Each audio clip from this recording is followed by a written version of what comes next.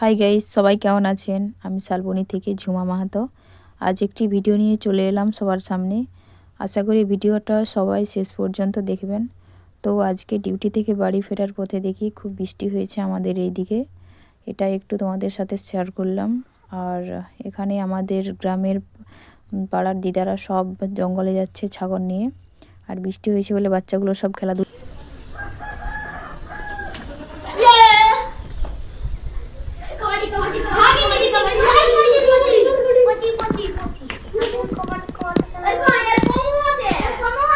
তো তারপর বিকেলে বৃষ্টি থেমে যাওয়ার পর স্নান খাওয়া দাওয়া সেরে একটু মাঠের দিকে ঘুরতে বেরিয়ে পড়লাম।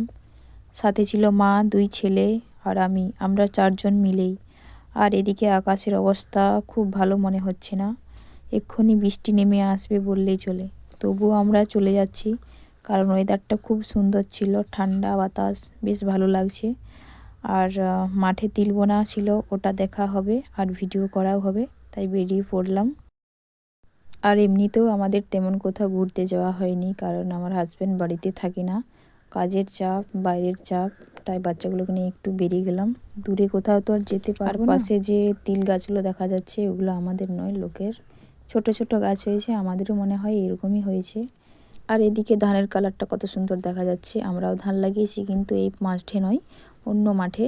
আর এই রাস্তাটা দিয়ে যদি সোজা চলে যাওয়া যায় তাহলে কিন্তু একদম জিন্দাল চলে যাব। ওই যে দূরে জিন্দালটা দেখা যাচ্ছে, একটু দেখাবার চেষ্টা করলাম, জানি না কতটা দেখাতে পারলাম। তার আগে বলি, আমার কোন ছেলেটা বড় কোনটা ছোট। সামনেরটা হচ্ছে বড়, পেছনেরটা হচ্ছে ছোট। বড়টার নাম রিতম, ছোটটার নাম ঋষি। আর এর পেছনেরটা হচ্ছে আমার মা। আর তোমরা হয়তো প্রশ্ন করবে যে মা না শাশুড়ি মা। এটা আমার মা। আমি শ্বশুর বাড়িতে থাকি না, বাপের বাড়িতেই থাকি, কারণ আমার হাজব্যান্ড বাইরে থাকে, আমি বাইরে একটা কাজ করি। বাচ্চাগুলো ছোট, সামলাতে অসুবিধা হয়, তাই বাপের বাড়িতেই থাকি। আর ওই যে দূরে আমার ছেলেটা ছুটে ছুটে যাচ্ছে, ওখানে একটা পুকুর আছে, পুকুরের উপরে নদী আছে। নদীতে এখন যদিও জল নেই, শুকনো হয়ে গেছে। এটাও তোমাদেরকে দেখাচ্ছি একটু পর। আর আমি ক্যামেরা করছি বলে তাদের তো বলাই চলে না, এত মানে কি বলবো আর, নাচ করছে, মানে কথা আমি যেটা বলছি তার ও কপি করছে।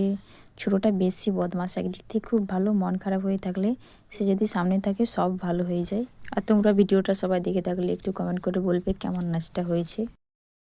আর ওই যে বললাম ছোটোটা খুব বদমাশ, তার বদমাশির কি আর শেষ আছে, দেখে নাও।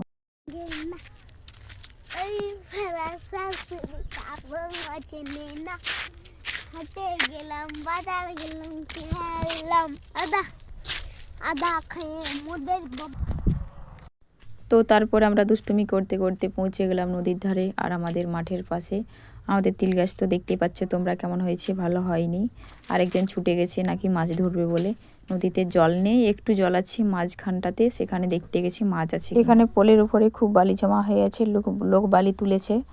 আর তার আগে বলি, আমাদের নদীটার নাম হচ্ছে চম্পা নদী, নদী নয় খাল। আর এখানে তো খুব মাছ, আর কতটুকু জল আছে সেটা তো দেখতেই পাচ্ছ।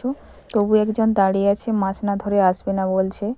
আর আমার মা বিলের চারিপাশটা ঘুরে ঘুরে দেখছিল কেমন হয়েছে তিল। ভালো হয়নি, কপালে না থাকলে আর কি আর করবো। আর শেষে মাছের তো দেখা পেলামই না, 4টা ব্যাঙের দেখা দেখি। তো নদী এখন পুরো শুকনো হয়ে গেছে, নদীর মধ্যে এখন ঘাস জন্মে গেছে। আর ভেবেছিলাম যে 2-4টা ছবি আর ভিডিও বানাবো, কিন্তু কপালে নেই। বৃষ্টি শুরু হয়ে গেল, খুব জোরে বাতাস দিচ্ছে, ভিডিও বানানো সম্ভব নয়, ছবি তোলাও সম্ভব নয়। আর এখন ওয়েদারটা খুব খারাপ, ঠান্ডা থেকে গরম পড়ছে। এখন যদি ভিজে ভিজে ভিডিও বানাই বা ছবি তুলি, বাচ্চাদের শরীর খারাপ হতে পারে। তাই ভিডিওটা এখানেই শেষ করলাম। বন্ধুরা ভালো লাগলে একটু লাইক, কমেন্ট, শেয়ার